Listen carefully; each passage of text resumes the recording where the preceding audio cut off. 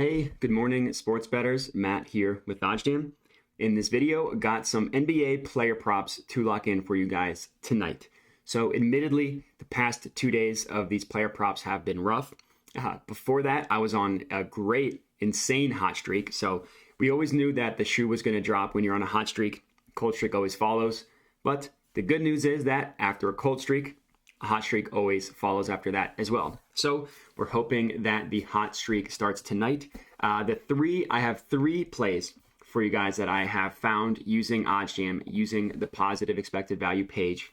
All three I think are really good. One of them is for a full unit. The other two are half unit plays. So I'll start with the half unit ones first, save the best for last. And the first one that I want to lock in here is Cunningham over 19.5 points. So the odds did change. It was at minus 104. It is currently minus 106, but it's still plus EV at minus 106. So it's still a play that I would like to take. Anything that you see here, the Novig odds, they price this. This is basically viewed as a true line where you see this column for the Novig odds. They price this at about minus 107. So getting it at minus 106 on FanDuel is still positive expected value. So let's go ahead and lock this one in. Half unit play on Cunningham over 19.5 points. Now let me just add this to my bet tracker and we can chat about it in a little more detail. So I mentioned the Novig odds that you see in the column here, right? The way this works is OddsJam backtested a bunch of betting opportunities, just trying to determine what sportsbooks are the best at pricing odds. So they backtested, they used a formula, they calculated, they collected all this data, made that determination, and then using a weighted average, spit out this Novig odds column that you see here. So these numbers under the Novig column are basically the true line of what a market should be priced at, right? They're the Novig fair odds. An example that I like to give people that can sometimes make sense is if you're just viewing it kind of like the stock market, which in a way, sports betting kind of is like the stock market. And every major reputable stock exchange, like the New York Stock Exchange, has Facebook stock at whatever, $300 a share. And some random exchange, some random quote unquote book, you can get them at $280. That would be a valuable stock to invest in, right? You assume that it should be priced at $300 because all of the reputable sources have it at $300. You can get it at $280. You're making $20 per share. Sports betting is kind of the same way. You're making investments. You're placing bets on betting opportunities that you know, as the sports bettor, have a higher percent chance of hitting than the reflected odds that the sports books are giving you. So the minus 107 essentially is what the Novig fair odds, the true line for this is. FanDuel is giving it to you at minus 106. That is a positive expected value play. Another thing that I like to do before I even think about locking in plays, I like to look at all of the other markets and see where they price something. So if you do what I just did, you click into a play, pulls up odds for every book.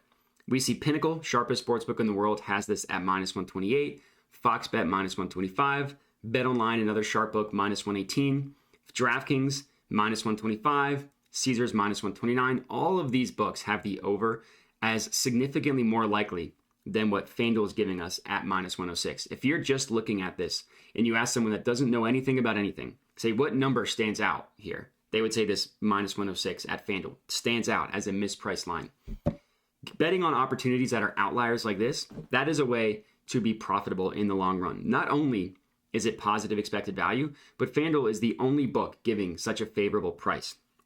The most likely scenario here is that FanDuel just has these odds mispriced. Eventually they're going to change, but for right now, we can take advantage of them. So first play, Cunningham over 19.5 points.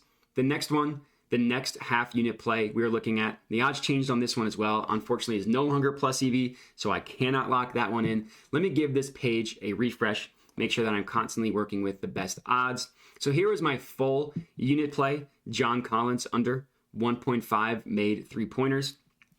So let me go ahead and lock this in as well. John Collins under 1.5 made 3-pointers, putting a full unit, which for me is $100. We'll see if PointsBet lets me actually get the full 100. They don't. I can get $52.49. But for those of you at home, this should be a whatever a one unit is for you is what you should put on this one. For me, I can only get $52.49. So let me add this one to my bet tracker, $52.49. But the logic why I like this one is the same, right? No vig odds. It's actually a much bigger outlier. No vig odds price this at minus 114, minus 115 if you want to round up. PointsBet is giving it to us at minus 105. So the gap between these two numbers is another way is your positive expected value. The larger the gap between these two numbers, the higher your edge percent is over the book. In this case, about 4.23. This percent here can also be viewed as your expected profit margin. So over time, you will notice that your expected profit margin and your actual profit start to meet over time, over 250, 500, 1,000 bets, stuff like that. But you will see those two numbers meet, which I find pretty interesting. And then again, look at the other books. So FanDuel does have this closer at minus 106, as does BetRivers at minus 110. But then look, Caesars minus 139, DraftKings minus 140, Pinnacle minus 140, BetOnline minus 123, FoxBet minus 125. All pricing this as significantly more favorable than the minus 105 that PointsBet is giving us. So John Collins under 1.5 made threes is going to be my second betting opportunity. Let me give this page another refresh. Work with the most up-to-date lines, I should say, and see if we can lock in anything else that I like. All right, in the last play that I'm going to lock in here, another half-unit play, Anthony Edwards over 21.5 points. So let me go ahead and lock this in. This is at minus 115 odds, also at PointsBet. They should let me get this one in. Perfect, $50, half-unit play.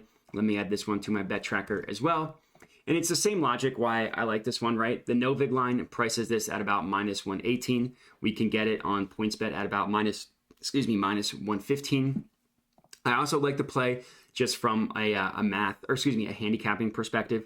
The T-Wolves just lost to the Spurs. Somehow the Spurs have actually been playing pretty well, but generally not a good defensive team. So if there's ever a game for Anthony Edwards to play a little bit better, it's against a team that historically should not have a good defense. They've played better this year, but the first week of the NBA season is always a little weird. So I'm not necessarily buying that the Spurs have a good defense. So I like this one, Anthony Edwards over 21.5 points. And that is going to be it for my 3 NBA player props today. If you are tailing these, good luck. Appreciate you guys watching. Comment, like, subscribe, all that good stuff helps me out a ton.